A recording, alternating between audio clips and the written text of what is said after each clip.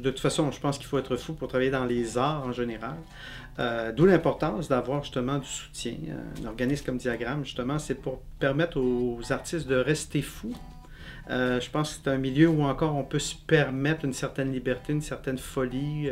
Mais c'est vrai que maintenant, pour créer, ça prend souvent les subventions, ça prend tout ça. Et ça, c'est exigeant pour quelqu'un qui veut d'abord se consacrer à un art. Vraiment une palette de couleurs. Maintenant, s'il y avait un mot, j'aurais peut-être émotion, effectivement, parce que je trouve que c'est ça qui se passe entre un spectateur et un spectacle de danse. Il y a une émotion. Au niveau de la danse, je me souviens la première fois que j'ai vu le spectacle de Pina Bausch, Kontakov, ou Kontalikov, excusez-moi pour le, c'est en allemand, là, fait que, et ça, je me souviens, ça m'avait vraiment renversé. Et ce qui me surprend toujours dans les spectacles de danse, c'est que tout à coup, il se passe quelque chose, mais tu n'as pas pu le voir venir. Alors qu'en musique, souvent, ben, tu vas... il y a une espèce de montée musicale qui t'amène quelque part.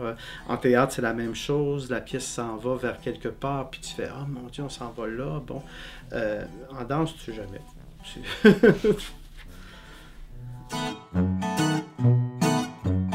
Mon légume préféré, c'est très simple, c'est la carotte.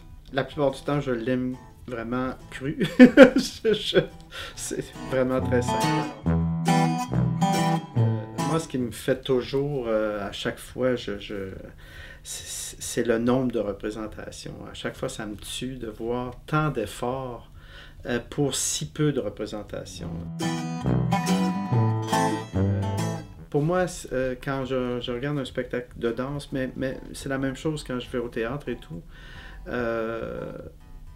est-ce que la personne sur scène est libre? Est-ce que son corps est libre? Il faut justement qu'on ne sente pas que ça soit placé. Et au Québec, on est chanceux parce qu'on a des interprètes magnifiques là, dans le milieu de la danse, il faut bien le dire. Alors donc, c'est toujours agréable de sentir cette liberté-là. Parce que pour être un bon directeur artistique, il faut aussi être capable de comprendre la loi des chiffres. C'est de permettre aux créateurs de créer. Pouvoir répondre à plus de demandes, ça serait vraiment... mon Dieu, qu'on serait heureux, là, plus on pourrait en aider, mieux ça serait. Bien sûr, de pouvoir assurer un développement graduel. Là, je pense qu'on a pris la bonne décision d'y aller par étapes et de passer effectivement peut-être 1, 2, 3 services supplémentaires qui pourraient s'intégrer au mandat de base. Ça serait déjà beaucoup. L'idée, c'est aussi que Diagramme demeure complémentaire des efforts qui se font ailleurs.